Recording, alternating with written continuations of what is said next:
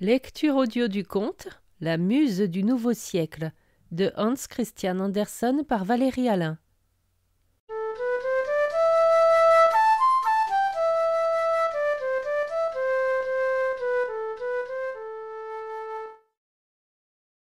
La Muse du Nouveau Siècle, telle que la connaîtront nos arrière-petits-enfants, peut-être des générations plus lointaines, mais non pas nous, quand se révélera-t-elle? Comment est-elle? Que chantera-t-elle? Quelle corde de l'âme touchera-t-elle? À quelle hauteur élèvera-t-elle son époque? Questions multiples en notre temps si pressé, où la poésie est presque un obstacle sur la voie de chacun, et où l'on sait clairement que les nombreuses œuvres immortelles, écrites par les poètes d'aujourd'hui, n'existeront peut-être dans l'avenir que comme les inscriptions au charbon sur les murs de prison, vues et lues par quelques curieux. La poésie doit donner un coup de main, tout au moins charger les armes, dans les luttes de parti où coule encre et sang. Parole trop exclusive, disent beaucoup de gens. La poésie n'est pas oubliée de notre temps. Non, il est encore des gens qui, s'ils chôment le lundi, éprouvent le besoin de la poésie et qui, certainement, lorsqu'ils sentent ce grondement spirituel dans leur cœur, envoient chercher à la librairie et achètent pour 4 skillings de poésie la mieux recommandée. Plusieurs se satisfont de ce qu'ils peuvent avoir pour rien ou se contentent de lire un fragment sur le cornet de chez l'épicier. C'est moins cher. Et en notre temps pressé, on doit tenir compte du bon marché. Le besoin de ce que nous avons existe et cela suffit. La poésie de l'avenir, comme la musique de l'avenir, fait partie des donquichotteries. En parler, c'est comme parler des découvertes d'un voyage dans Uranus. Le temps est trop court et trop précieux pour des jeux d'imagination. Et qu'est-ce, à parler sensément pour une fois, qu'est-ce que la poésie? Ces élans sonores de sentiments et d'idées, ce ne sont que les vibrations et les mouvements des nerfs. Enthousiasme, joie, douleur, même l'effort matériel sont, nous disent les savants, des vibrations nerveuses. Chacun de nous est un instrument à cordes. Mais qui touche ces cordes? Qui les fait remuer et frémir? L'esprit, l'invisible esprit de la divinité, qui fait résonner par leurs moyens son mouvement, son sentiment à lui, et il est compris par les autres instruments à cordes, qui par suite résonnent dans une fusion harmonieuse ou en forte dissonance de contraste. Ainsi était-ce, ainsi cela continue, dans la grande marche en avant de l'humanité, consciente de la liberté. Chaque siècle, chaque millénaire aussi, peut-on dire, a son expression de grandeur dans la poésie. Née dans la période finissante, elle ressort et domine dans la nouvelle période qui vient. Au milieu de notre temps affairé aux machines bruyantes, elle est donc déjà née, la muse du siècle nouveau. Nous lui adressons notre salut. Qu'elle l'entende ou le lise un jour, peut-être parmi les inscriptions au charbon dont nous parlions tout à l'heure. Les balancements de son berceau sont allés depuis le point extrême que le pied de l'homme est foulé à la recherche du pôle Nord, jusqu'au lieu où l'œil humain a pu voir les noirs sacs de charbon du ciel antarctique. Nous n'avons pas entendu le balancement à cause du cliquetis des machines, du sifflet des locomotives, de l'éclatement des matériaux et des vieilles limites de l'esprit. C'est dans notre grande fabrique d'aujourd'hui qu'elle est née, où la vapeur exerce sa puissance, où maître exsangue et ses garçons triment nuit et jour. Elle possède le grand cœur plein d'amour de la femme, avec la flamme de la vestale et le feu de la passion. Elle a reçu la lueur de la raison dans toutes les couleurs du prisme, changeante à travers les millénaires, estimée suivant la couleur à la mode. L'imposant costume de cygne de l'imagination et sa parure et sa force. La science l'a tissée, les forces primitives lui ont donné l'élan. Elle est enfant du peuple par son père, saine de cœur et d'esprit, elle a le regard grave, les lèvres narquoises. La mère est la fille de l'émigrant de haute naissance. Elle a éducation académique et souvenirs dorés de style régence. La muse du nouveau siècle a en elle le sang et l'âme de ces deux-là. De splendides cadeaux de baptême ont été déposés sur son berceau. En quantité y sont répandus comme dragées les secrètes énigmes de la nature avec leurs solutions. La cloche de plongeur a merveilleusement secoué des babioles provenant du fond de la mer. La carte du ciel, ce paisible océan suspendu en l'air, aux myriades d'îles dont chacune est un monde, a été déposée tout imprimée comme une couverture de berceau. Le soleil peint des tableaux pour la muse. La photographie lui fournira des jouets. Sa nourrice a chanté pour elle des poèmes d'Eshvin le Skald et de Firdousi d'Ebinsinger et ce que la malice gamine de Heine a chanté, qui provient de sa véritable âme poétique. La nourrice en a compté trop, beaucoup trop. Elle connaît l'Elda, les sagas épouvantables de la vieille mère de la grande mère primitive, où les malédictions mènent grand bruit avec leurs ailes sanglantes. Elle a entendu les 1001 nuits de l'Orient en un quart d'heure. La muse du nouveau siècle est encore une enfant, mais elle est sortie du berceau. Elle est pleine de volonté, sans savoir ce qu'elle veut. Elle joue encore dans sa grande chambre de nourrice, toute pleine de trésors d'art et de rocailles. La tragédie grecque et la comédie romaine y sont sculptées en marbre. Les chansons populaires des nations y sont accrochées au mur comme des plantes séchées. Un baiser sur elles et elles s'épanouissent et embaument. Autour de l'enfant résonnent les accords éternels de Beethoven, Gluck, Mozart et de toutes les pensées mélodieuses des grands maîtres. Sur les rayons de bibliothèque sont bien des auteurs qui ont été immortels en leur temps, et la place ne manque pas pour beaucoup d'autres dont les noms retentissent dans le fil du télégraphe de l'immortalité, mais meurent avec le télégramme. C'est effrayant tout ce qu'elle a lu, beaucoup trop, car elle est née de notre temps. Il faudra oublier énormément, et la muse sera oubliée.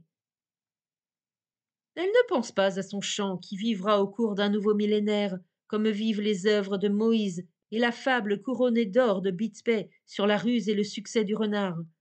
Elle ne pense pas à sa mission, à son retentissant avenir. Elle joue encore, pendant que la lutte des nations ébranle l'air, en sorte que se forment à tort et à travers les accords des plumes et des canons, runes difficiles à déchiffrer. Elle porte le chapeau de Garibaldi, lit en même temps son Shakespeare et pense un court instant qu'on pourra encore le jouer quand je serai grande. Calderon repose dans le sarcophage de ses œuvres, sa célébrité y est inscrite. Holberg, ah, la muse est cosmopolite. Elle l'a broché en un volume avec Molière, Plaute et Aristophane, mais lit surtout Molière. Elle est délivrée de l'inquiétude qui poursuit les chamois des Alpes, et pourtant son âme aspire au sel de la vie, comme les chamois à celui de la montagne. En son cœur réside un calme, comme dans l'antique légende des Hébreux, cette voix du nomade des steppes vertes par les paisibles nuits étouffées, et pourtant le chant gonfle son cœur plus fortement que celui du guerrier enthousiaste des montagnes de Thessalie aux temps antiques de la Grèce. Où en est son christianisme?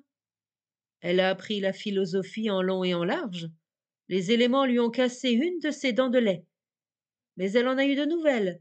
Dès le berceau, elle a mordu dans le fruit de la connaissance. Elle l'a mangé. Elle est devenue intelligente. Et l'immortalité a flamboyé devant elle comme la pensée la plus géniale de l'humanité. Quand se lèvera le nouveau siècle de la poésie? Quand connaîtra-t-on la muse? Quand l'entendra-t-on?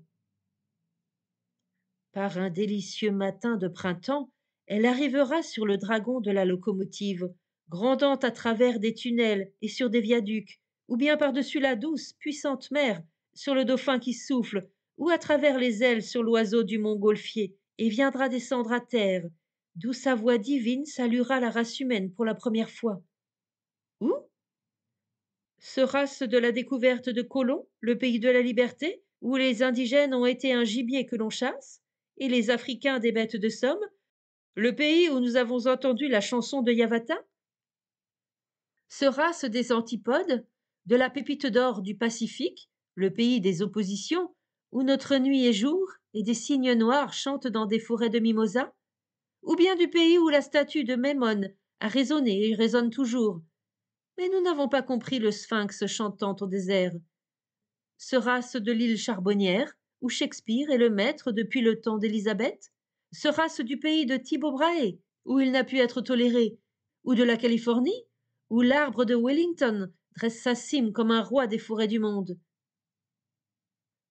Quand brillera l'étoile, l'étoile au front de la muse, la fleur qui porte inscrite sur ses pétales la formule du siècle pour la beauté de la forme, de la couleur et des parfums. Quel sera le programme de la nouvelle muse? Demandent les parlementaires compétents de notre époque.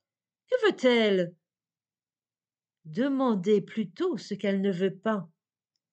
Elle ne veut pas se montrer comme une revenante du temps aboli. Elle ne veut pas charpenter des drames avec des splendeurs périmées de la scène, ni couvrir les défauts d'architecture dramatique des draperies éblouissantes du lyrisme. Son vol en avant de nous sera comme du chariot de Thespis à l'amphithéâtre de marbre. Elle ne brisera pas en morceaux la saine parole humaine pour la raccommoder en un jeu de cloches artificielles à l'éclatant joleur du temps des joutes de troubadours. Elle ne qualifiera pas le vers de noble et la prose de bourgeoisie. Ils sont au même rang pour le son, la plénitude et la vigueur. Elle ne sculptera pas les anciens dieux dans des blocs de la saga d'Islande. Ils sont morts. Il n'y a pas de sympathie pour eux à l'époque actuelle, pas de parenté. Elle n'invitera pas ses contemporains à installer leurs pensées dans les guinguettes des romans français. Elle n'endormira pas au chloroforme des histoires de tous les jours. Elle apportera un élixir de vie. Son chant en vers et en prose sera bref, clair, opulent. Le battement de cœur des nationalités, chacun n'est qu'une lettre dans le grand alphabet de l'évolution, mais elle s'empare de chacune des lettres avec un égal amour, les dispose pour former des mots et ordonne les mots en rythme pour son hymne du temps présent. Et quand sera venue la plénitude des temps? Ce sera long pour nous qui sommes encore ici en arrière. Ce sera court pour ceux qui ont volé de l'avant. Bientôt le mur de Chine tombera. Les chemins de fer de l'Europe atteignent les archives fermées à clé de la civilisation asiatique. Les deux courants de civilisation se rencontrent. Alors, la cascade grondera peut-être avec sa sonorité profonde. Nous, les vieux d'aujourd'hui, nous tremblerons peut-être de ces accords puissants, et nous y percevrons un Ragnarok, la chute des anciens dieux. Nous oublierons qu'ici-bas, les temps et les peuples doivent disparaître, et que seulement une petite image de chacun, enfermée dans le chaton du Verbe, surnage comme une fleur de lotus sur le fleuve de l'éternité, et nous dit qu'ils sont et étaient tous chair de notre chair, sous les costumes différents. L'image des Juifs rayonne de la Bible, celle des Grecs de l'Iliade et de l'Odyssée, et la nôtre. Demandez à la muse du nouveau siècle, pendant le Ragnarok, lorsque le nouveau Gimlé monte en transfiguration et raison.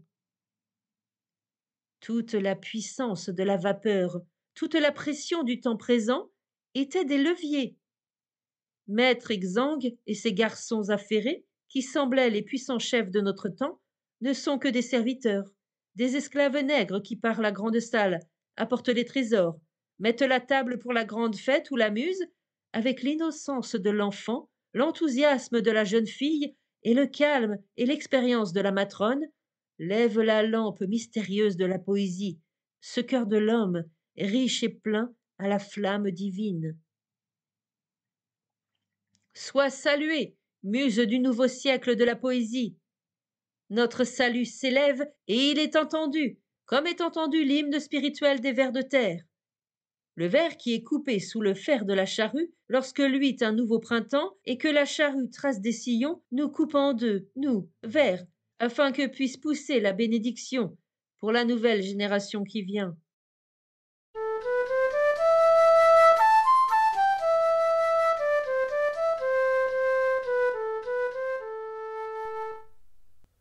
Fin de la lecture du conte La Muse du Nouveau Siècle. Merci de votre écoute. Je vous rends vos oreilles, cœur avec les doigts.